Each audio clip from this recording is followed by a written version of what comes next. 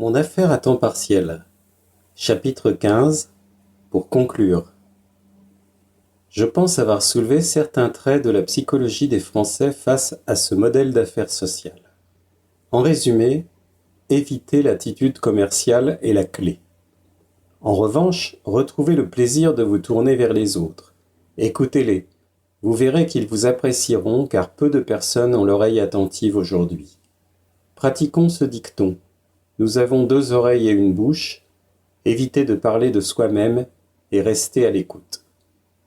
Une fois la confiance établie, ils iront jusqu'à vous confier leurs frustrations sur leur situation actuelle ou vous révéleront tout simplement leurs rêves. À partir de là, vous déciderez si vous les invitez dans votre réseau. Ne comptez pas uniquement sur votre intelligence rationnelle. Usez également de votre intelligence émotionnelle pour développer votre affaire. Tout le monde dit que les temps sont difficiles. Beaucoup de personnes sont préoccupées par leur avenir. Je ne crains pas de vous dire que vous avez la possibilité morale de partager l'information, car il s'agit d'une possibilité accessible à tous pour retrouver un meilleur style de vie. Voilà. Si vous avez lu ce livre jusqu'au bout, c'est que vous êtes sensibilisé par votre situation actuelle et la vision de votre futur. L'idée générale de ce concept vous a interpellé, vous êtes motivé pour améliorer votre style de vie. Dans ce cas, vous souhaitez évidemment avoir l'explication complète du modèle d'affaires sociales. Revenez alors vers la personne qui vous a conseillé ce livre.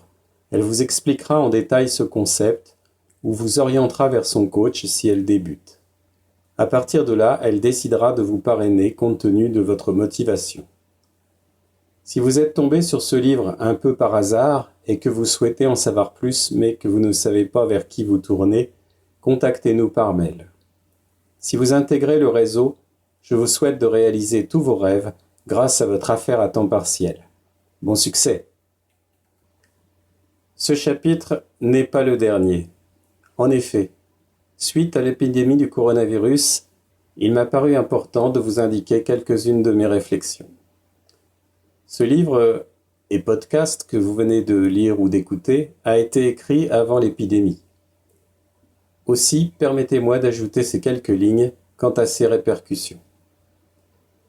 Outre les tragiques conséquences sur la santé, il y a, comme vous le savez, 2 impacts majeurs.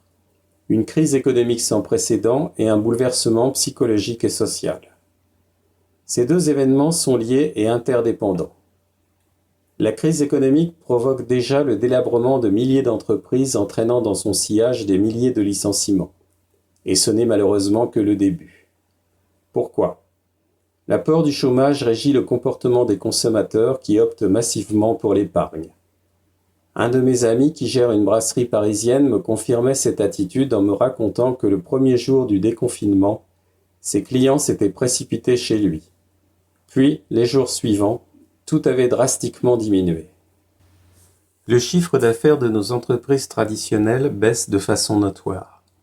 Les exportations et les importations sont restreintes et le pays pâtit de cette absence quasi totale d'échanges internationaux. En attendant, nos concitoyens souffrent.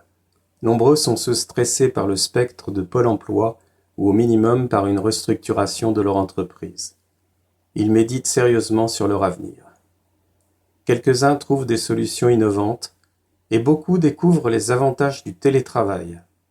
Quand j'écrivais il y a quelques mois qu'un plan B allait être nécessaire, je n'imaginais pas qu'un minuscule virus allait accélérer cette prise de conscience. Aussi, restons positifs. Le modèle social d'affaires est une solution et pas des moindres.